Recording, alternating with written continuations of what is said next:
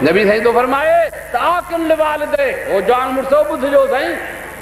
नबी साईं हज़रत जिब्राइल तो फरमा त हिकिड़ो शराब खोर खे रब न बख्शो, ॿियो जेको पीउ माउ जो बेफ़रमा। ॿुधो ॿुधो साईं, पोइ मुसलमानो पीउ माउ जे बेफ़रमान खे रब नथो बख़्शे। मुसलमानो नबी अलैहिस्सलाम तो फरमाए त ॿियनि अमल जी सलाह क़यामत में मिलंदी, पर पीउ जे बेफ़रमान खे हिते ई संसो औलाद अॻियां अची वियो। हज़रत मूसा अलैहिस्सलाम रब खे अर्ज़ु कयो त मुंहिंजा मौला क़यामत में जन्नत में मुंहिंजो संगती केरु हूंदो? सम्झी ॻाल्हि से अल्लाह से फरमायो त मूसा कलीमुल्लाह तोसां जेको फलाणे कूफे या फलाणे शहर जे अंदरि जेको कासाई आहे उहो कासाई तोसां गॾु जन्नत में हूंदो।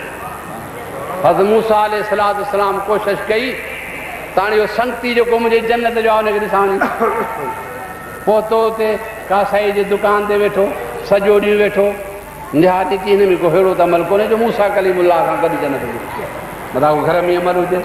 कीअं त बाबा मां तुंहिंजो महिमान आहियां, न घर चाराए मोकिलियो त महिमान आहे, हीउ पंहिंजूं कात कुहाड़ा खणी मुढियूं ओझरूं जेके कासाइनि जो दस्तूर हूंदो आहे खणी करे पहुतो।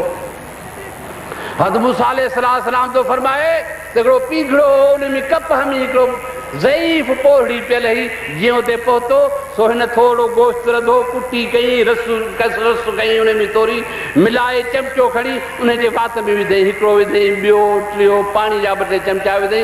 हुनखे ॻाल्हाइण जी ताक़त एतिरी कान्हे, हीअं चई त हाणे रहो थी वियो। चई मां हुन पौड़ीअ जा चप चुरंदे ॾिसां अल्लाहुम्मा जालिहु जलीस मूसा फिल जन्नत, मुंहिंजा मौला मुंहिंजे हिन पुट खे मूसा कलीमुल्लाह जो जन्नत में संगती कजाए। अमड़ जी दुआ आहे, नादर चंदो त मूंखे अमड़ जी दुआ आई, ज़िया साहब जो त मूंखे मां दुआ कई आहे तंहिं पासे थियासीं, अमड़ जी दुआ लाइ किथे पहुचाए छॾे। हुन भीग करे छॾी, पीउ पोड़ो आहे त उते ऑफिस में न अचे, हीउ वॾा माण्हू थी विया, मोतबर थी विया। अड़े मुस्लमानो पीउ माउ जो बेफ़ा नबी सिधो फरमायो त जन्नत फी तक़दाम उम्महातकुम, जन्नत तव्हांजे माउरनि जे पेरनि जे हेठां। हाणे जन्नत तुंहिंजे घर में पई आहे, जन्नत तुंहिंजे घर में आहे।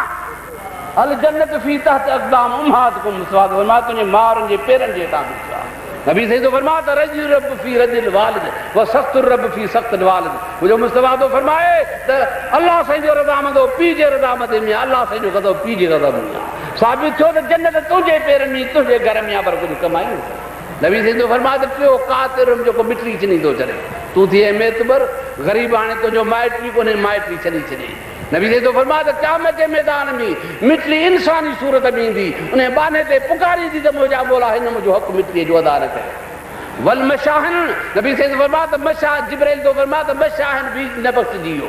सही मशाह में ऐं न मशाह मसाब अर्ज़ कयोसीं मशाहन केरु आहे? नबी सही तो फरमाया जेको 3 ॾींहंनि खां वठी मोमिन मुस्लमान सां बेगुनाह काविड़ जी बुज़ दिलि में रखे 3 ॾींहं न ॻाल्हाई, उहो बि रात बख़्शजी न वियो। तूं त सही वरियनि जा वरिया मोतबर थी, सराशी पढ़ो बुलंद आवाज़।